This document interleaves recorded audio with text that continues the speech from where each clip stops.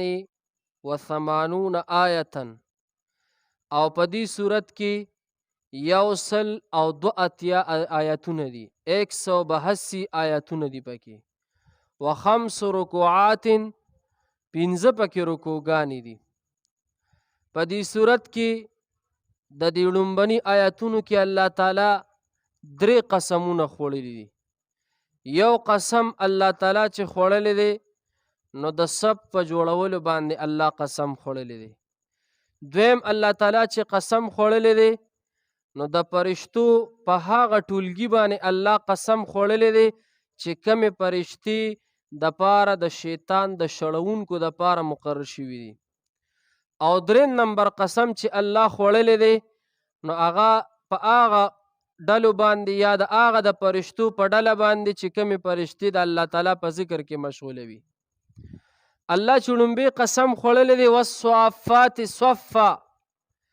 الله وی قسم می دی په هغه ټولګو باندې په هغه ډله باندې چې سپونه سپونه جوړوي نو لکه د دې نه کم خلک مراد دي نو تفسیر مظهری کې هم لیکلی دي معارف القرآن کې هم لیکلی دي چې د دې نه هغه سب مراد دی چې کله د جهاد په میدان کې مسلمانانو سب جوړ کړي وي اوسنی جهاد چې دی جنگ نو دا خو د ټکنالوجي جنگ دی سړی دلته ناست دي جنگ هلته کیږي جز وي هر څه چې وي دا ټکنالوجي جنگ دی پخوا چې به جنګ و به مخامخ جنګ و یو طرف ته سب به جوړ شو د مسلمانانو سبونه به جوړ شول بل طرف ته به کافران ولاړو او داسې د مسلمانانو سپونه چې به جوړېدل به د رسول الله مبارک په زمانه کې نو سپونه چې به جوړېدل د الله په ذکر سر به جوړول نو الله وی زما د قسم وي په دې سپونو جوړونکو باندې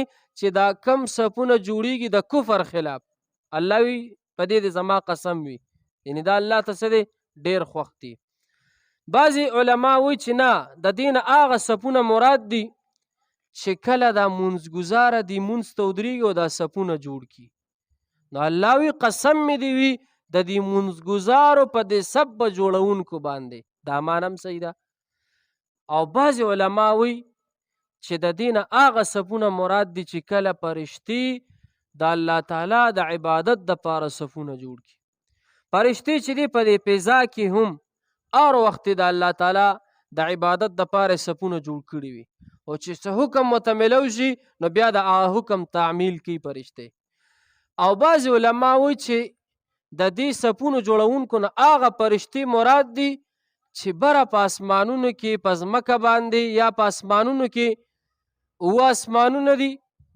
په دې اسمانونو کې بعضې فرشتې چې دي اکثر له تعداده چې الله ته تعداد معلوم دی بعضې فرشتې په قیام ولاړ وي صفونه جوړ کړي ولاړ وي بعضې فرشتې په رکوع کې دي صف یې جوړ کړي وي بعضې فرشتې په سجده کې وي نو الله وی قسم مې دی په هغه ډله باندې د هغه فرشتو په ډله باندې چې صفونه یې جوړ کړي دپاره د څه لکه د عبادت نو دا 4 معنی مې ورته وکړې دي 4 واړه صحیح دي لومبې دا معنا چې الله وی قسم مې دی وي د هغه غازیانو د هغه مجاهدینو چې کم د اسلام دپاره جنګیږي او د کافرو خلاف یې سب جوړ کړي وي نو یو ته دا مراد شوله دویم ته کومه معنا مراد ده چې الله وی قسم مې دی وي چې دا کم منځګزاره د جمع د مانځه دپاره سب جوړوي الله وی دا ما ته ډېر خوښ دی الله وی په دې مې قسم وي او یا ته څه مراد دی لکه د فرشتو هغه صفونه چې دا فرشتې د عبادت دپاره څه دی صفونه جوړ کړي ولاړ وي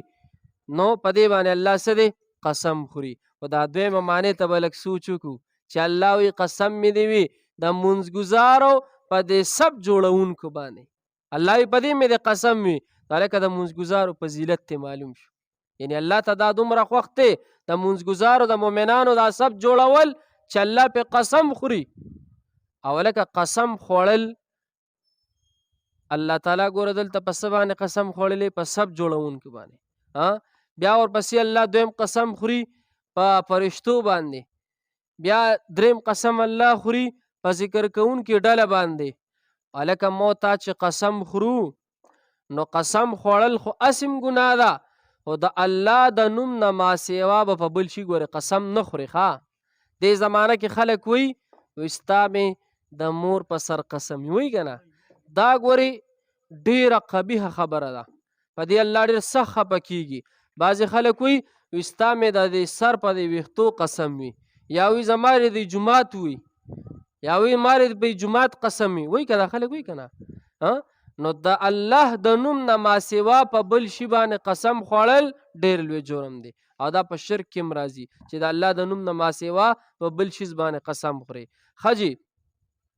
فالزاجرات زجرا، الله وی قسم مې دی په هغه ټولګو باندې د فرشتو چې شړونکي وي شیطانانو لره په رټلو سره. اے الله تعالی د هر انسان دپاره د خیر فرشتې پیدا کړي دي. هغه دې دپاره مقرر دي هغه فرشتې چې د انسان ته په دې زړه کې د خیر خبره ورچوي، دې دپاره هغه مقرر دي. نو الله وی قسم مې دی وي په دغه فرشتو باندې چې د نیکانو د مسلمانانو ته په زړه کې د خیر خبره ورچوي. په خبره پوه شوي. او شیطان څه دی؟ دپه کوي. شیطان دپه کوي. او زمونږ شیخ صاحب یو بله خبره کړې ده او دا ډېره ښکلې واضحه ده. هغه دا ده الله وی قسم مې دی په هغه فرشتو باندې یا په هغه ډله د فرشتو باندې چې کومه ډله د فرشتو اسمانونو ته ګیر چاپېره به طور حفاظت ولاړه ده او شیطانان منع کوي. اے دا اورې جي رسول الله مبارک ته چې پیغمبري نه وه میلاو شوې له، نبوت ورته لا نه میلاو شوې، نو دا شیطانان پیریان چې دي دا جنات دا به د اسمان طرف ته تلل، دا به د اسمان طرف ته تلل، عالم بالا طرف ته، او هلته به یې غوږ ایښودی، غوږ به دا ایښودی چې الله تعالی فرشتو ته څه حکم کوي یا د کم انسان متعلق الله فیصله کوي. فیصله خو بره د اسمان نه راځي. نو هغه شیطانانو پیریانو به غوږ ایښودی، نو فرشتې چې به راکوزېدې لاندې، نو د یو بل سره به دا خبرې تکرار کو، دی به واورېدل، دی به څه دی واورېدل د شیطانانو پیریانو. هغه شیطانان پیریان به بیا رالل او به تابع کړو دی پادریانو د راهبانو چې ستا په باره کې دا فیصله ده. نو لس به ورسره دروغ به ورسره ځان نه یو ځای کړل. نو چې کله رسول الله مبارک ته نبوت میلو شو، دا واورئ ښه دا خبره اوس ختمه شوې ده، دا مخکې وه چې کله رسول الله مبارک ته پیغمبري میلو شوله، دا سلسله د شیطانانو سره دا ختمه شوه، دا بنده شو، دی نشي تللی بره. کله چې رسول الله مبارک ته نبوت میلو شو، شیطانانو به زور کو، اوس هم دا کوشش کوي، نو بره نه پې د شهاب ثاقب شغله راځي. شهاب ثاقب شغله څنګه راځي؟ کله چې دا شیطانان دی بره زور وکړي د اسمان طرف ته، د اور لمبه پې راشي، فرشته الله مقرر کړي شهاب ثاقب پې راولي، د اور لمبه پې راشي، دا شیطان اوس ایزلی شي هغې سره، هغه پیري هغه جني شیطان هغه اوس ایزلی شي.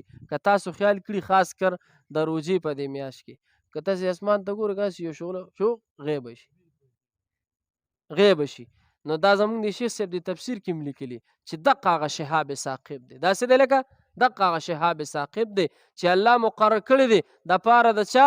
د شیطانانو د سوځولو دپاره. نو الله وایي قسم مې دی په دغه فرشتو باندې چې دا شیطان منې کوي. شیطان څه دی لکه منې کوي. فالتالیات ذکرا، الله وایي قسم مې دی په هغه فرشتو باندې چې لستونکي وي څه لره لکه ذکر لره. یعنی بعضې فرشتې د الله ذکر کوي، د الله دپاره عبادت کوي. ان الهکم لواحد، بېشکه چې د ستاسو معبود یو دی، زمونږ د ټولو معبود برحق یو دی. بس ګورئ جي بسم الله الرحمن الرحیم، شروع کوم په نوم د الله چې بې حده مهربان او نهایت رحم والا دی. والصافات صفا، قسم می دی په هغه ټولګو باندې چې صفونه صفونه جوړوي. فالزاجرات زجرا، او په هغه ډلو باندې د فرشتو چې شړونکي وي شیطانان لره، زجرن په رټلو سره. فالتالیات ذکرا، بیا د قسم په هغه فرشتو چې لستونکي وي ذکر لره. ان الهکم لواحد، بېشکه چې د ستاسو معبود یو دی. صدق الله العظیم. الحمد لله رب العالمين والعاقبة للمتقين والصلاة والسلام على أشرف الأنبياء والمرسلين وعلى آله الطيبين وعلى آله وأصحابه أجمعين. یا الله مونږ چې سویل که زمونږ نه څه کمی شوي خدای مونږ ټول معاف کړي. یا الله مونږ ټول نه درس په خپل دربار کې قبول کړي. خدای مونږ ټولو ته پې اجرونه ثوابونه را نصیب کړي. یا الله ستا د ښکلي قدرتونو ذکر شو. خدای پاکه ته زمونږ د ټولو نه راضي شي. یا الله زمونږ د ټولو په حال باندې رحم وکړي. دا ناست کم ملګري مشران کشران دي، چا څه مشکلات خدای مشکلات ختم کړي، چا څه پریشانې ختم کړي، د چا کم شرعي حاجات دي خدای زړونو کې د هر سړي شرعي حاجت دی خدای پاکه د قرآن د خاطرې خدای ته برابر کړي. خدای زمونږ د ټولو نه راضي شي. صلی الله تعالی